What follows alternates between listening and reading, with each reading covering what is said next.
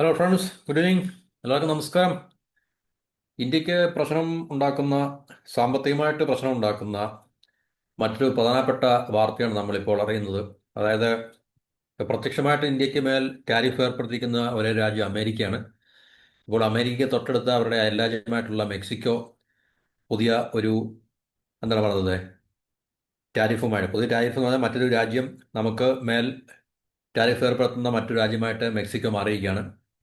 ജാനുവരി 1 മുതൽ 2026 ജാനുവരി 1 മുതൽ മെക്സിക്കോ ഇന്ത്യക്ക് മേൽ മാത്രമല്ല, China, south Korea, Thailand, Vietnam, Indonesia, ഈ പറഞ്ഞ ഏഷ്യൻ രാജ്യങ്ങൾക്കെല്ലാം മുകളിൽ അവരുടെ മെക്സിക്കോയിലോട്ടുള്ള അവരുടെ എക്സ്പോർട്ടിന് മുകളിൽ, അല്ലെങ്കിൽ മെക്സിക്കോ ഇമ്പോർട്ട് ചെയ്യുന്ന ഈ രാജ്യങ്ങളിൽ നിന്ന് ഇമ്പോർട്ട് ചെയ്യുമ്പോൾ തീർച്ചയായിട്ടും അതിൻ്റെ മുകളിൽ ഏകദേശം 35% മുതൽ 50% വരെ, 30% മുതൽ 50%, കുറേ ഉൽപ്പന്നങ്ങൾക്ക് 50% ടാരിഫ് ഏർപ്പെട്ടിട്ടുണ്ട്.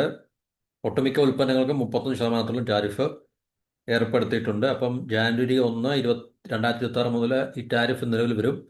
അത് ഇന്ത്യയെ സംബന്ധിച്ച് നമുക്ക് ഒരു, എന്താ പറയുന്നത്, ഇരട്ട പ്രഹരമായിരിക്കും. കാരണം ഓൾറെഡി നമ്മൾ അമേരിക്കയുടെ ടാരിഫിൻ്റെ പ്രത്യാഘാതങ്ങൾ നമ്മൾ നേരിട്ടുകൊണ്ടിരിക്കുകയാണ്. പല പ്രധാനപ്പെട്ട നമ്മുടെ സമ്പദ് വ്യവസ്ഥയിലെ സെക്ടേഴ്സ് അല്ലെങ്കിൽ മേഖലകളും വലിയ തോതിലുള്ള, എന്താണ് പറയുന്നത്, സാമ്പത്തികമായിട്ടുള്ള പ്രതിസന്ധികൾ നേരിട്ട് തുടങ്ങി. നമ്മുടെ എക്സ്പോർട്ട് നാച്ചുറലി കുറയും ഈ പറഞ്ഞ മാർക്കറ്റിലേക്കുള്ളത്. നമ്മൾ നേരത്തെയുള്ള വീഡിയോയിൽ പറഞ്ഞാണ്. കാരണം നമുക്ക് പെട്ടെന്ന് ഒരു ഷോർട്ട് ടൈമിലോ അല്ലെങ്കിൽ ഈവൻ ഷോർട്ട് മീഡിയം ടൈമിലോ ഓൾട്ടർനേറ്റീവ് ആയിട്ടുള്ളൊരു മാർക്കറ്റ് നമുക്ക് പല റീജിയനിലോ അല്ലെങ്കിൽ പല രാജ്യങ്ങളിലോ നമുക്ക് കണ്ടുപിടിക്കാൻ നമുക്ക് ബുദ്ധിമുട്ടാണ്. അപ്പോൾ അതുകൊണ്ട് തീർച്ചയായിട്ടും ഇന്ത്യക്ക് ഉണ്ടാകാൻ പോകുന്ന സാമ്പത്തികമായിട്ടുള്ള നഷ്ടങ്ങൾ വളരെ ഭീമമായിരിക്കും. അപ്പോൾ അതിൻ്റെ കൂടാണ് ഇപ്പോൾ മെക്സിക്കോ എന്ന് പറയുന്ന രാജ്യം. അപ്പോൾ ഇത് ശരിക്കും പറഞ്ഞു കഴിഞ്ഞാൽ ഒരു സർപ്രൈസ് ആണ് നമുക്ക്. സർപ്രൈസ് എന്ന് പറഞ്ഞാൽ മെക്സിക്കോ പോലുള്ള രാജ്യം, പ്രത്യേകിച്ച് ട്രംപിൻ്റെ ടാരിഫിൻ്റെ ഒരു ഇരയാണ് മെക്സിക്കോയും. കാരണം ഏകദേശം 25%-തോളം ടാരിഫ് ഓൾറെഡി ട്രംപ് മെക്സിക്കോയുടെ മുകളിൽ ഏർപ്പെടുത്തിയിട്ടുണ്ടായിരുന്നു.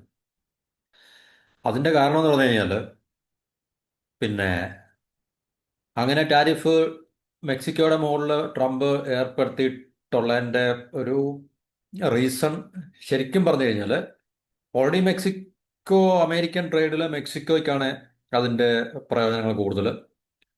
കാരണം മെക്സിക്കോയുടെ മാനുഫാക്ചേർഡ് ഗുഡ്സ് എല്ലാം വൻതോതിൽ അമേരിക്ക അബ്സോർബ് ചെയ്യുന്നുണ്ട്. അപ്പോൾ അതൊരു കാരണമാണ്. അതിലുപരി മെക്സിക്കോ കേന്ദ്രമാക്കിയിട്ട് ചൈന പ്രത്യേകിച്ച്,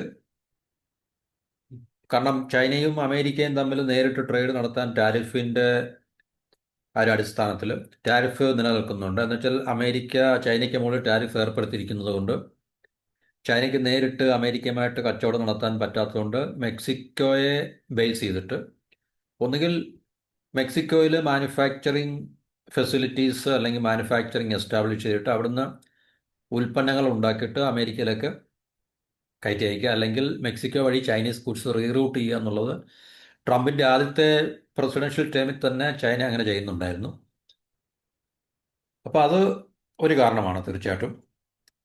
അപ്പോൾ അത് ഇന്ത്യയും അതുപോലുള്ള ഈ പറഞ്ഞ തന്ത്രങ്ങൾ, അതിനെക്കുറിച്ച് നമ്മളിതുവരെ എവിടെയും വായിച്ചറിഞ്ഞിട്ടില്ല. പക്ഷേ ചൈനയുടെ ഈ പറഞ്ഞ ഒരു രീതി നമുക്ക്, കാരണം ചൈനയ്ക്ക് അത് സാധിക്കും. കാരണം ചൈന ഒരു മാനുഫാക്ചറിങ് ജയൻറ്റും മാനുഫാക്ചറിങ് പവറും ഒക്കെ ആയതുകൊണ്ടും ഇന്ത്യയെക്കാളിലും പല തലത്തിലുള്ള കപ്പാസിറ്റികൾ ഇന്ത്യയെക്കാളിലൊക്കെ അവർക്ക് വളരെ ഉയർന്നു നിൽക്കുന്നുണ്ടോ ഒക്കെ തന്നെ തീർച്ചയായിട്ടും ചൈനയ്ക്ക് അത് സാധിക്കും. പക്ഷേ ഇന്ത്യ അങ്ങനെ ചെയ്യുന്നുണ്ടോ എന്നുള്ളതിനെക്കുറിച്ച് നമുക്കിതുവരെ അങ്ങനെ എവിടെയും വായിച്ച് നമ്മൾ കേട്ടില്ല. പക്ഷേ തീർച്ചയായിട്ടും ഇന്ത്യക്ക് അങ്ങനെ ചെയ്യേണ്ടി വരും. കാരണം മെക്സിക്കോ അമേരിക്കയുടെ ഒരു നെയ്ബറിംഗ് സ്റ്റേറ്റ് ആയതുകൊണ്ടും അല്ലെങ്കിൽ നെയ്ബറിംഗ് രാജ്യമായതുകൊണ്ടും തീർച്ചയായിട്ടും മെക്സിക്കോയെ കേന്ദ്രമാക്കി നമുക്ക് ഒന്നുകിൽ റീറൂട്ട് ചെയ്യുകയോ നമ്മുടെ ട്രാൻസ്ഷിപ്മെൻറ്റ് നടത്തുകയോ, അല്ലെങ്കിൽ മെക്സിക്കോയിൽ നമുക്ക് ഇപ്പം ചൈന ചെയ്യുന്ന പോലെ വ്യാപകമായിട്ട് നമുക്ക് പറയത്തില്ല. കാരണം അത്രയ്ക്കും നമുക്കുള്ള ഇക്കണോമിക് ക്ലൗട്ടോ അല്ലെങ്കിൽ ഇക്കണോമിക് ഇൻഫ്ലുവൻസൊന്നും നമുക്കില്ല തീർച്ചയായിട്ടും. കാരണം രണ്ട് രാജ്യങ്ങൾ തമ്മിലുള്ള സാമ്പത്തികമായിട്ടുള്ള ആ ഒരു ഡിസ്പാരിറ്റി അല്ലെങ്കിൽ വ്യത്യാസം നമുക്കറിയാം, ചൈനയും ഇന്ത്യയും തമ്മിലുള്ള. അപ്പോൾ ചൈനയ്ക്കത് പറ്റും തീർച്ചയായിട്ടും. മെക്സിക്കോയിൽ വ്യാപകമായിട്ട് അവരുടെ മാനുഫാക്ചറിങ് എസ്റ്റാബ്ലിഷ് ചെയ്തിട്ട് അമേരിക്കയിലേക്ക് അവരുടെ ഉൽപ്പന്നങ്ങൾ കയറ്റി അയക്കാൻ സാധിക്കും. അപ്പോൾ ഇങ്ങനെയുള്ള കാരണങ്ങൾ കൊണ്ടാണ് തീർച്ചയായിട്ടും ഒരുപക്ഷെ ട്രംപ് മെക്സിക്കോയെ ടാർഗറ്റ് ചെയ്യുന്നത്. അപ്പോൾ അത് കുറയ്ക്കാൻ വേണ്ടിയാണ് ഈ ട്രംപ് മെക്സിക്കോയ്ക്കെതിരെ ഈ ടാരിഫ് ഏർപ്പെടുത്തിയതും മെക്സിക്കോയെ വീണ്ടും പുതിയ അല്ലെങ്കിൽ കൂടുതൽ ടാരിഫിൻ്റെ ഒരു ഭീഷണിയുടെ മുൾമുനയിൽ നിർത്തിയിരിക്കുന്നതും എന്നുള്ളതാണ് നമുക്ക് മനസ്സിലാക്കാൻ സാധിക്കുന്നത്. അപ്പോൾ ഈ അടുത്ത സമയത്ത് എന്ന് പറഞ്ഞാൽ അത് നമ്മളെ ഇന്ത്യയെ സംബന്ധിച്ച് ഇന്ത്യയും മെക്സിക്കോയും തമ്മിലുള്ള ട്രേഡ് സമീപകാലങ്ങളിൽ വളരെ മെച്ചപ്പെട്ടുകൊണ്ടിരിക്കുകയാണ്. അതിനകത്തിൽ ഇന്ത്യക്കാണ് മെച്ചപ്പെട്ട ഒരു ബാലൻസ് ഓഫ് ട്രേഡ് ഫേവറബിൾ ആയിട്ടുള്ളത്.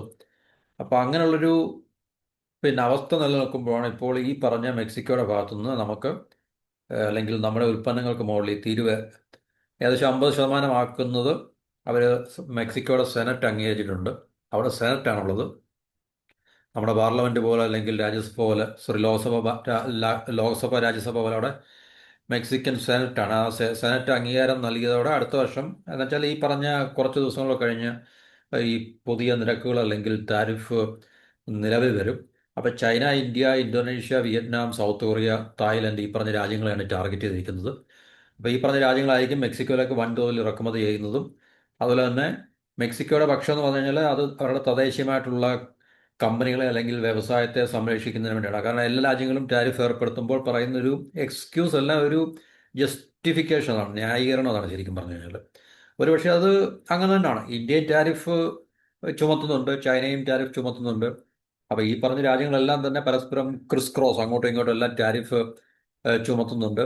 ഫ്രീ ട്രേഡ് എന്ന് പറഞ്ഞത് നമുക്ക് റിയൽ വേൾഡിൽ ഫ്രീ ട്രേഡ് സാധ്യമല്ല, പറയാൻ മാത്രമേ കഴിയത്തുള്ളൂ. ഓക്കെ.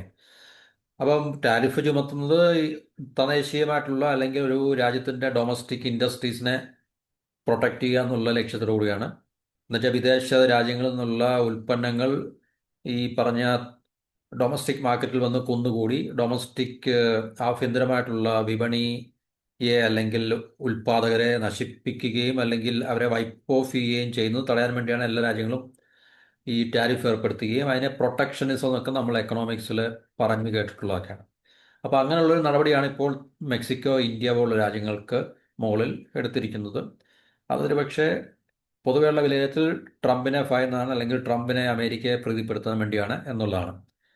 അപ്പം അത് എന്തുകൊണ്ടാണെന്ന് ചോദിച്ചു കഴിഞ്ഞാൽ നമുക്ക് ഈ അടുത്ത താമസിയാതെ തന്നെ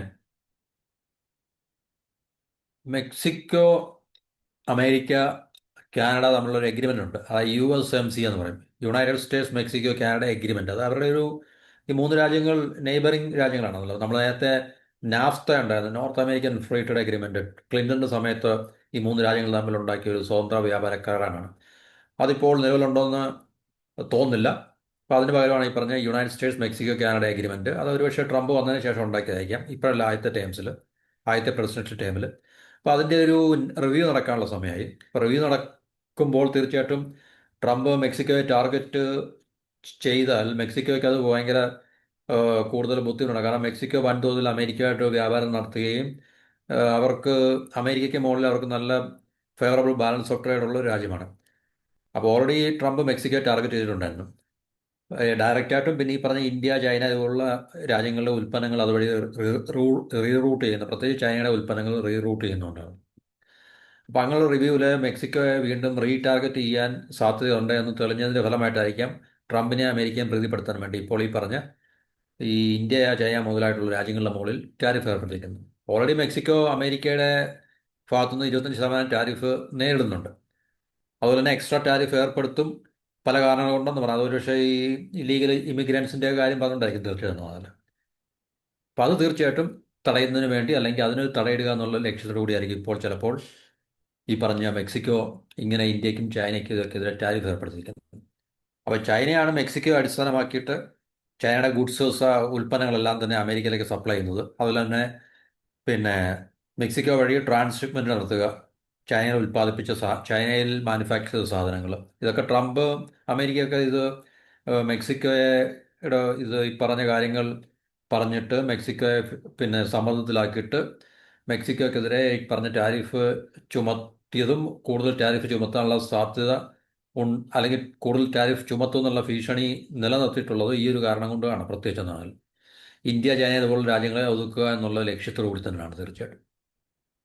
അപ്പോൾ ഇത് ഇന്ത്യയെ എങ്ങനെ ബാധിക്കുമെന്ന് ചോദിച്ചു കഴിഞ്ഞാൽ നമ്മുടെ ഇന്ത്യയിൽ നിന്ന് വാഹനങ്ങൾ, അതുപോലെ തന്നെ പാർട്സ്, ടെക്സ്റ്റൈൽ ഉൽപ്പന്നങ്ങൾ, പ്ലാസ്റ്റിക്, സ്റ്റീൽ, അലൂമിനിയം ഇതുപോലുടെയൊക്കെ നല്ല രീതിയിലുള്ള ഇറക്കുമതി നമ്മൾ മെക്സിക്കോയിലൊക്കെ ചെയ്യുന്നുണ്ട്.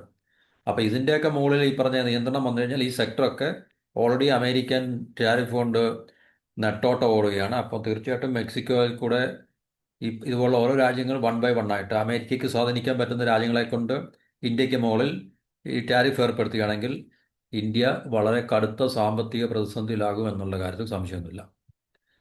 ഇപ്പം വാഹനങ്ങൾ, അതായത് ഈ ഓട്ടോമൊബൈൽസിൻ്റെ കാര്യമാണ് പറയുന്നത്. വാഹന ഘടകങ്ങൾ, ടെക്സ്റ്റൈൽ ഉൽപ്പന്നങ്ങൾ, പ്ലാസ്റ്റിക്, സ്റ്റീല്, ഇവയിലൊക്കെ മുകളിലായിരിക്കും ഇറക്കുമതി ചുങ്കം കൂടുതൽ ഉണ്ടാകുന്നത്. കാരണം ഇന്ത്യ കൂടുതൽ അങ്ങോട്ട് എക്സ്പോർട്ട് ചെയ്യുന്ന സാധനങ്ങൾ ഇതൊക്കെ തന്നെയാണ്. എല്ലാ രാജ്യങ്ങൾക്കും ബാധകമല്ല, പക്ഷേ പ്രത്യേകിച്ച് മെക്സിക്കോ ആയിട്ട് ഈ പറഞ്ഞ ട്രേഡ് എഗ്രിമെൻ്റ് ഇല്ലാത്ത ഇന്ത്യ, ചൈന, ദക്ഷിണ Korea, south Korea, Thailand, Indonesia ഇതുപോലുള്ള രാജ്യങ്ങൾക്കായിരിക്കും ഇത് കൂടുതൽ തിരിച്ചടിയാകുന്നത് എന്നുള്ളതാണ് നമുക്ക് മനസ്സിലാക്കാൻ സാധിക്കുന്നത്. ഏഷ്യയിൽ നിന്നുള്ള ഈ പറഞ്ഞ രാജ്യങ്ങളിൽ നിന്നുള്ള ലോ കോസ്റ്റ് അല്ലെങ്കിൽ ലോ പ്രൈസിലുള്ള വില കുറഞ്ഞ സാധനങ്ങൾ വൻതോതിൽ ഇറക്കുമതി ചെയ്യുന്നത് മെക്സിക്കോയുടെ ആഭ്യന്തര വ്യവസായത്തെ തകർക്കുന്നു, അല്ലെങ്കിൽ അത് സാരമായി പ്രതികൂലമായി ബാധിക്കുന്നു എന്നുള്ളതാണ് പൊതുവെ അവിടെയുള്ള വിലയിരുത്തൽ. അവർ പറയുന്ന കാരണം എന്ന് പറഞ്ഞു കഴിഞ്ഞാൽ അവരുടെ പ്രാദേശിക നിർമ്മാതാക്കൾക്ക്, മാനുഫാക്ചറേഴ്സിന് നമ്മളുടെ ഏഷ്യൻ മാനുഫാക്ചറേഴ്സിനോട് പിടിച്ചു നിൽക്കാൻ സാധിക്കാത്തത് കൊണ്ട് അവിടെ വ്യവസായങ്ങൾ തകരുകയും തൊഴിലവസരങ്ങൾ കുറയുകയും ചെയ്യുന്നു. ഇതൊക്കെ തന്നെയല്ലേ ഇന്ത്യയിൽ സംഭവിക്കുന്നത്. ഇന്ത്യ മാസീവായിട്ട് ചൈനയിൽ നിന്നും ഇങ്ങോട്ട് ഇമ്പോർട്ട് ചെയ്യുന്നതിൻ്റെ ഫലം എന്താണോ അത് തന്നെയാണ് അവരും പറയുന്നത് തീർച്ചയായിട്ടും. അപ്പോൾ അതുകൊണ്ടാണ് തീർച്ചയായിട്ടും ഈ പറഞ്ഞ ടാരിഫ് ചുമത്താനുള്ള കാരണം എന്നാണ് മെക്സിക്കോ പറയുന്ന ന്യായം. അത് എന്തു തന്നെ ആയിക്കോട്ടെ, അത് നമുക്കൊന്നും പറയാൻ പറ്റത്തില്ല.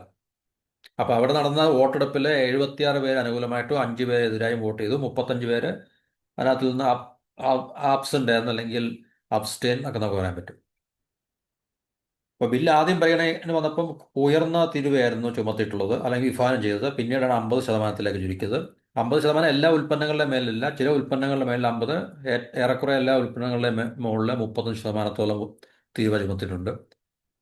അപ്പോൾ നമ്മൾ നേരത്തെ പറഞ്ഞ പോലെ ഈ US, കാനഡ, മെക്സിക്കോ വ്യാപാര കരാറിലെ റിവ്യൂ അവലോകന യോഗം വളരെ അടുത്ത് തന്നെ നടക്കുന്നുണ്ട്. അപ്പോൾ അതിന് മുന്നോടിയായിട്ട് ട്രംപിനെ പ്രീതിപ്പെടുത്തി ട്രംപിൻ്റെ പക്കൽ നിന്നും കൂടുതൽ ടാരിഫ് പിന്നെ ഉണ്ടാകാതിരിക്കാനുള്ള ഒരു ശ്രമത്തിൻ്റെ ഫലമായിട്ടായിരിക്കും ഇങ്ങനെ മെക്സിക്കോ ഇപ്പോൾ ഈ പറഞ്ഞ ഒരു നയം അല്ലെങ്കിൽ സാമ്പത്തിക നയം ഈ ടാരിഫിൻ്റെ രൂപത്തിൽ ഇപ്പോൾ എടുത്തിരിക്കുന്നത്. അപ്പോൾ ഇന്ത്യയും മെക്സിക്കോയും തമ്മിലുള്ള ട്രേഡ് വളരെ പുരോഗമിച്ചുകൊണ്ടിരിക്കുന്ന ഒരു കാലമാണ്. അപ്പോൾ അങ്ങനെയുള്ളൊരു സമയത്താണ് ഇന്ത്യക്ക് ഇങ്ങനൊരു എന്താണ് പ്രഹരം ലഭിക്കുന്നത് എന്നുള്ളത് ശ്രദ്ധേയമാണ്. ഏകദേശം പിന്നെ $5.3 ബില്യൺ ഉൽപ്പന്നങ്ങൾ നമ്മൾ കഴിഞ്ഞ ഫിസിക്കൽ ഇയറിൽ നമ്മൾ മെക്സിക്കോയിലേക്ക് പിന്നെ എക്സ്പോർട്ട് ചെയ്തിട്ടുണ്ടായിരുന്നു. വെഹിക്കിൾസ്, ഓട്ടോമൊബൈൽസിൻ്റെ കാര്യമാണ് പറയുന്നത്. Machinery, electrical equipment, chemicals, metals, steel, aluminium, ഇതൊക്കെ തന്നെയാണ് നമ്മൾ പ്രധാനമായിട്ടും മെക്സിക്കോയിലേക്ക് ഈ പറഞ്ഞ ഈ കയറ്റുമതി ചെയ്യുന്ന പ്രോഡക്ട്സ് എന്ന് പറഞ്ഞാൽ machinery, mechanical appliance, electrical machinery, organic chemicals, aluminium products, steel, pharmaceutical products, plastic, ഇതൊക്കെ തന്നെ പ്രധാന ഐറ്റംസാണ് നമ്മൾ അങ്ങോട്ട് എക്സ്പോർട്ട് ചെയ്യുന്നത്. പ്രത്യേകിച്ച് ഓട്ടോമൊബൈൽസ് ഏകദേശം $5.3 ബില്യൺ എക്സ്പോർട്ട് കഴിഞ്ഞ വർഷം ലാസ്റ്റ് ഫിസിക്കൽ ഒരുപക്ഷെ 25-26 കാലഘട്ടത്തിലായിരിക്കും. അപ്പോൾ അതിൽ ഏകദേശം $1 ബില്യൺ നമ്മൾ ഓട്ടോമൊബൈൽസ് നമ്മൾ എക്സ്പോർട്ട് ചെയ്തിട്ടുണ്ട് ഈ പറഞ്ഞ മെക്സിക്കോയിലൊക്കെ. അത് ഈ ഓട്ടോമൊബൈൽ എന്ന് പറയുമ്പോൾ തീർച്ചയായിട്ടും നമ്മളുടെ ഈ പറഞ്ഞ വലിയൊരു ഡെസ്റ്റിനേഷനാണ് ഇന്ത്യൻ ഓട്ടോമൊബൈൽസ് എന്നെ സംബന്ധിച്ച്. മെക്സിക്കോ, സൗത്ത് ആഫ്രിക്കയും സൗദി അറേബ്യയും കഴിഞ്ഞാൽ ഏറ്റവും കൂടുതൽ നമ്മൾ ഓട്ടോമൊബൈൽ എക്സ്പോർട്ട് ചെയ്യുന്ന ഒരു രാജ്യമാണ് മെക്സിക്കോ എന്ന് പറഞ്ഞു കഴിഞ്ഞാൽ. അപ്പോൾ തീർച്ചയായിട്ടും നമുക്കറിയാം സൗത്ത് ആഫ്രിക്കയും സൗദി അറേബ്യയും ഒക്കെ തന്നെ അമേരിക്കയ്ക്ക് വളരെയധികം സ്വാധീനിക്കാൻ പറ്റുന്ന രാജ്യങ്ങളാണ്. അപ്പോൾ ഈ രാജ്യങ്ങളെയൊക്കെ ഇനിയും കൂട്ടുപിടിച്ചുകൊണ്ട് ഇന്ത്യക്കെതിരെ അല്ലെങ്കിൽ ചൈനയ്ക്കെതിരെ, ചൈന അവിടെ നിൽക്കട്ടെ, നമ്മൾ ഇന്ത്യ പോലുള്ള നമ്മുടെ രാജ്യത്തിൻ്റെ മുകളിൽ ടാരിഫ് ഏതെങ്കിലുമൊക്കെ രീതിയിൽ ഏർപ്പെടുത്തുകയാണെങ്കിൽ തീർച്ചയായിട്ടും നമുക്ക് ഓട്ടോമൊബൈൽ മാത്രമല്ല പല സെക്ടറുകളും നമ്മളുടെ അവതാളത്തിലാകും. ഒരുപക്ഷെ തീർച്ചയായിട്ടും ട്രംപും അമേരിക്ക അത് ചെയ്യാനുള്ള സാധ്യതയും ഒട്ടും കുറവൊന്നുമില്ല.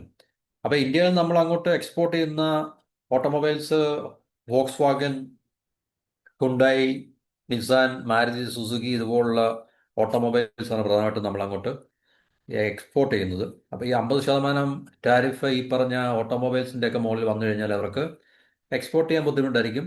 എക്സ്പോർട്ട് നന്നായി കുറയും. ഓൾറെഡി അമേരിക്കയുടെ ടാരിഫിൻ്റെ